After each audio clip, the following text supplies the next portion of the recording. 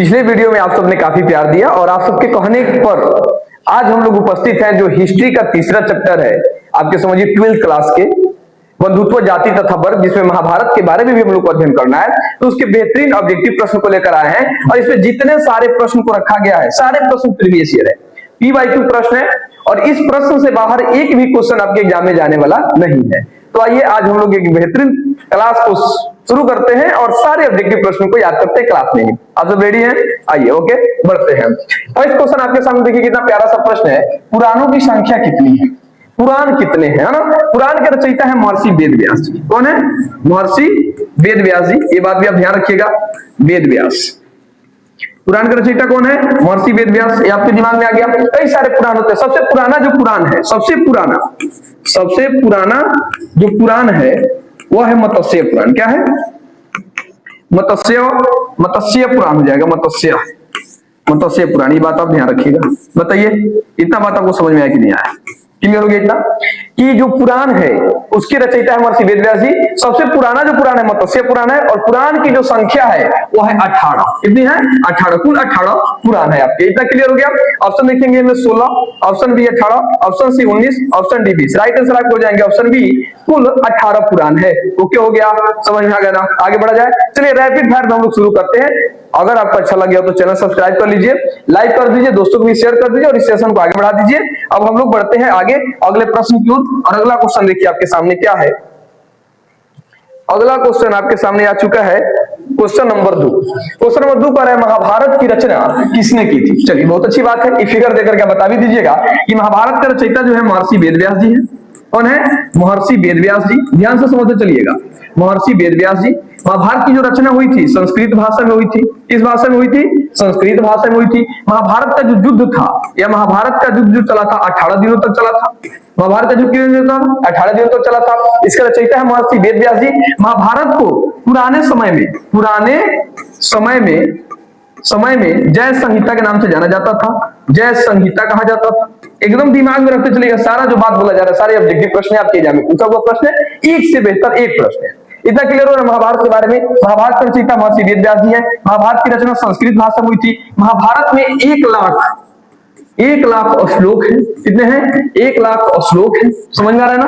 महाभारत में 1 लाख श्लोक है। महाभारत का रचयिता महर्षि वेद व्यास जी है। महाभारत की रचना संस्कृत भाषा में हुई थी। महाभारत का जो युद्ध था 18 दिनों तक चला था। महाभारत को पुराने समय में जय संहिता के नाम से जानते थे और इस युद्ध में कौन विजयी हुए थे? पांडव जो पक्ष थे विजयी हुए थे। यह जो युद्ध हुआ था पांडव और कौरव पक्ष में हुआ था। पांडव और कौरव पक्ष में हुआ था, जिसमें विजयी हुए थे पांडव। इसलिए हुआ था अधिकार को लेकर के हुआ था युद्ध। अधिकार को लेकर के युद्ध हुआ था। बताइए इतना चीजें क्लियर हो गया आपके दिमाग में आ गया? सारी चीजों को एकदम धजिया उड़ा कर रख दिया गया ताकि इससे अलग भी क्वेश्चन अगर आपके एग्जाम में पूछे तो आप मतलब पीछे हटने वाले बिल्कुल नहीं है। चलिए तो 2 नंबर जो प्रश्न है आपके सामने, महाभारत की रचना किसने की? तो देखिए क्या हो जाएगा ऑप्शन आपके राइट ऑप्शन हो जाएंगे महर्षि वेद व्यास जी। कहां है? ऑप्शन डी आपके राइट आंसर हो जाएंगे महर्षि वेद व्यास। क्लियर हो गया? चलिए नेक्स्ट प्रश्न की ओर बढ़ते हैं। अगला क्वेश्चन आपके सामने देखिए क्या है, क्वेश्चन नंबर 3। महाभारत का युद्ध कितने दिनों तक चला था? अभी हम लोग चर्चा किए हैं महाभारत का जो युद्ध था कितने दिनों तक चला था? 18 दिनों तक यह युद्ध चला था। 18 दिनों तक यह युद्ध चला था। कौरव पक्ष और पांडव पक्ष में यह युद्ध हुआ था। ऑप्शन ए है 15 दिन, ऑप्शन बी 16 दिन, ऑप्शन सी 17 दिन, ऑप्शन डी 18 दिन। राइट आंसर आपके हो जाएंगे ऑप्शन डी, यह युद्ध 18 दिनों तक चला था। चलिए नेक्स्ट प्रश्न की ओर बढ़ते हैं। अगला क्वेश्चन देखिए आपके सामने क्या है। अगला प्रश्न है 4 नंबर। महाभारत में गंगा पुत्र के नाम से किसे जाना जाता है? गंगा पुत्र किसे कहा जाता है? गंगा पुत्र के बचपन का नाम था देवव्रत। क्या था? देवव्रत नाम था। जो शांतनु के पुत्र थे, शांतनु, एक गलती हो गया, शांतनु के पुत्र थे। शांतनु के प्रिय पुत्र माने जाते थे, प्रिय पुत्र। इनका नाम भीष्म को पड़ा। भीष्म प्रतिज्ञा लिए थे कि मैं आजीवन ब्रह्मचर्य और कुंवारा रहूंगा, शादी नहीं करूंगा। लंबा कहानी है महाभारत का, समझिए उसमें नाम पड़ा। फिलहाल हम इस क्वेश्चन पे चर्चा करते हैं। गंगा पुत्र के नाम से किसे जानते हैं हम लोग? भीष्म को जानते हैं। किसको?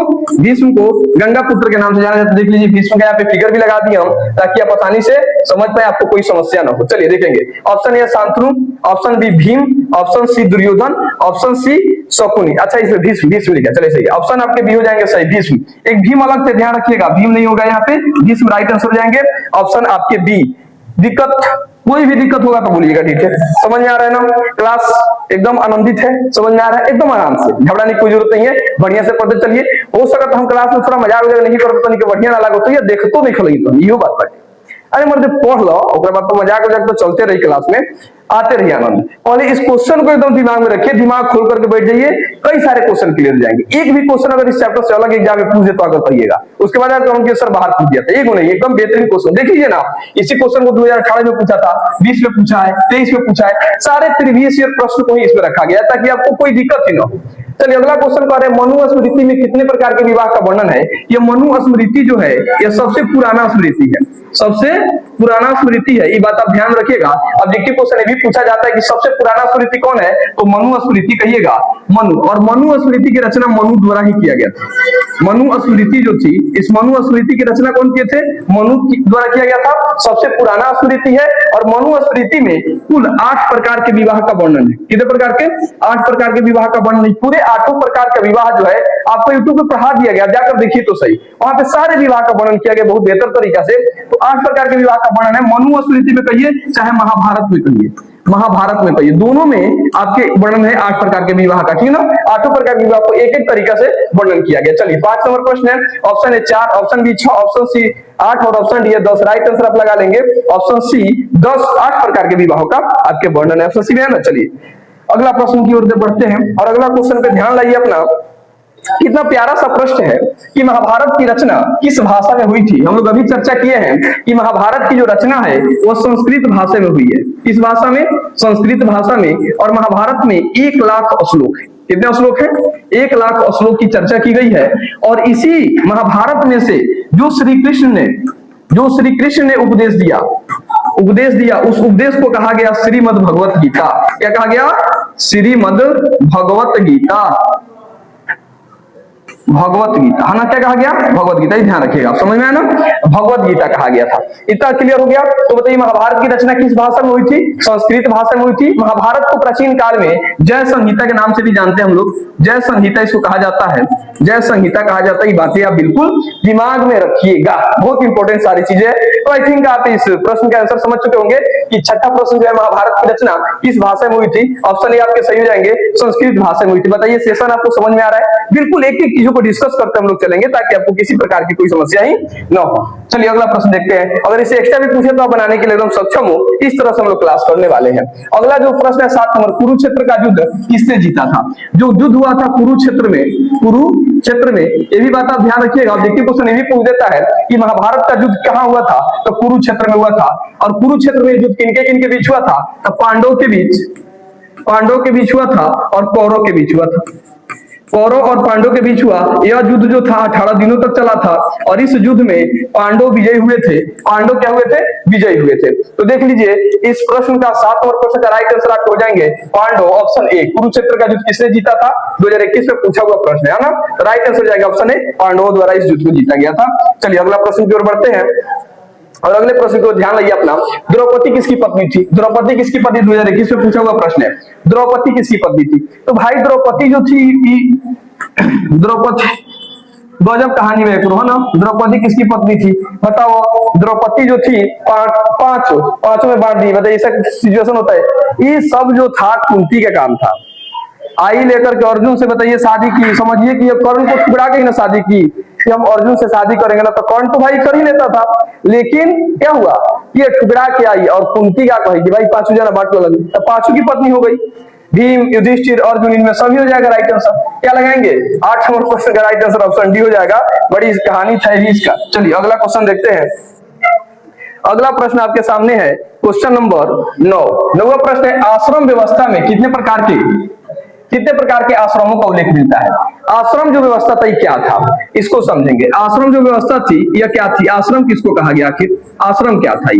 तो पूरे मनुष्य के जीवन को यानी उम्र को 100 साल मान करके इसे 4 भागों में बांटा गया। 4 भागों में बांटा गया कि किस उम्र में आपको क्या करना है। 25 वर्ष, फिर 25 वर्ष, फिर 25 वर्ष और फिर 25 वर्ष, 25 वर्ष तक के अंतराल में बांटा गया। इस 25 वर्ष तक आपको शिक्षा ग्रहण करनी है, फिर उसके बाद जाकर शादी विवाह करना है, गृहस्थ जीवन में जाना है, उसके बाद गृहस्थ जीवन का पालन पोषण करना है, उसके बाद जाकर के आप पूजा पाठ में विलीन हो जाना है लास्ट वाले टाइम में। तो इस तरह से 4 भागों में बांटा गया था, इसी को कहा गया आश्रम। समझ में आया ना? यानी उम्र को 100 साल मान करके उसे 4 आश्रमों में बांटा गया। तो आश्रम की संख्या कितने देने पूछ रहा है कि आश्रम व्यवस्था कितने प्रकार के आश्रमों का उल्लेख है? 4 प्रकार के आश्रमों का उल्लेख है। ऑप्शन आपके बी राइट आंसर हो जाएंगे। चलिए अगले प्रश्न की ओर बढ़ते हैं। अगला क्वेश्चन आपके सामने यह है 10 नंबर कि अश्वमेध यज्ञ का आयोजन क्यों किया जाता था? अश्वमेध जो यज्ञ था, ये समझा ना, अश्वमेध यज्ञ जो था इसका आयोजन इसलिए किया जाता था ये दिखाने के लिए कि अब हम मतलब इतना ताकतवर हो बनी हूं कि हमारा टक्कर के कोई नहीं के विश्व में। वो घोड़ा जो छोड़ा जाता था जब राम जी मार कर आए थे रावण को, तो घोड़ा छोड़ा गया अश्वमेध यज्ञ। अश्वमेध घोड़ा होता है, तो अश्वमेध यज्ञ जो था इसलिए कराया जाता था कि हमारा निहरी दुनिया में कोई ताकतवर नहीं है, और घोड़ा कोई पकड़ देगा तो युद्ध करेगा, अन्यथा अपने आप को समर्पित कर देगा कि नहीं राजा हम हार चुके हैं, यानी विश्व विजेता बनने के लिए कि मेरे जैसा कोई नहीं है। तो शाही प्रभुता को दिखाने के लिए अश्वमेध यज्ञ किया जाता था। कौन यज्ञ? अश्वमेध यज्ञ। तो आप देख लीजिए ऑप्शन यही हो जाएगा, शाही प्रभुता के लिए, व्यापार के लिए। ऑप्शन सी है दोनों के लिए, इनमें से कोई नहीं। राइट आंसर हो जाएंगे आपके ऑप्शन ए शाही संप्रभुता के लिए कि मेरे जैसे ताकतवर इस संसार में कोई नहीं है, इसी को दिखाने के लिए अश्वमेध यज्ञ का आयोजन किया जाता था। चलिए अगला प्रश्न की ओर बढ़ते हैं। अगला क्वेश्चन आपके सामने क्या है? 11 नंबर प्रश्न, वेदों की संख्या कितनी है? वेद के रचयिता भी है महर्षि वेद व्यास। वेद के रचयिता कौन है? वेद के भी रचयिता है महर्षि वेद व्यास जी। महर्षि वेद व्यास जी द्वारा वेद की रचना की गई थी। वेद व्यास जी द्वारा वेद की रचना की गई थी। वेद की जो संख्या 4 है, और वेद के जो अंग की बात किया जाए, वेद के अंग जो है वो 6 है। वेद के 4 भाग हैं, ऋग्वेद, ठीक है ना, यजुर्वेद, सामवेद, और एक है अथर्ववेद। नहीं यहाँ रहेगा अथर्ववेद। समझ में आया ना? इस तरह से 4 वेद है। वेद के 6 अंग होते हैं, शिक्षा, कल्प, व्याकरण, छंद, निरुक्त और ज्योतिष। 4 इसके 6 अंग होते हैं, ये बात ध्यान रखिएगा। यहाँ फिलहाल पूछा क्वेश्चन की वेदों की संख्या कितनी है, 4 लगा लेंगे, ऑप्शन बी आपके राइट आंसर हो जाएंगे। फिलहाल 11 नंबर प्रश्न का। चलिए अगला क्वेश्चन की ओर बढ़ते हैं। अगला प्रश्न आपके सामने क्या है? 12 नंबर प्रश्न, सर्वाधिक प्राचीन स्मृति ग्रंथ कौन सा है? सर्वाधिक प्राचीन, सबसे पुराना स्मृति ग्रंथ कौन सा है? ध्यान दीजिएगा, 2023 में प्रश्न पूछा हुआ है। तो सर्वाधिक हम पूछा ना, पुराना सबसे कौन है? मनुस्मृति है। क्या है? मनुस्मृति। मनुस्मृति है, और इस मनुस्मृति की रचना किसे किया था? मनु द्वारा किया गया था। सबसे पुराना स्मृति ही माना जाता है। ऑप्शन ए देखिएगा Narad Smriti, option B Yajnavalkya Smriti, option C Manusmriti, option D Gautam. Right answer जाएंगे आपके ऑप्शन सी मनुस्मृति। बिल्कुल। अगले प्रश्न की ओर बढ़ते हैं। अगला क्वेश्चन देखिए आपके सामने क्या है? काहे बेचैन बड़ा तो इधर आ जाइए।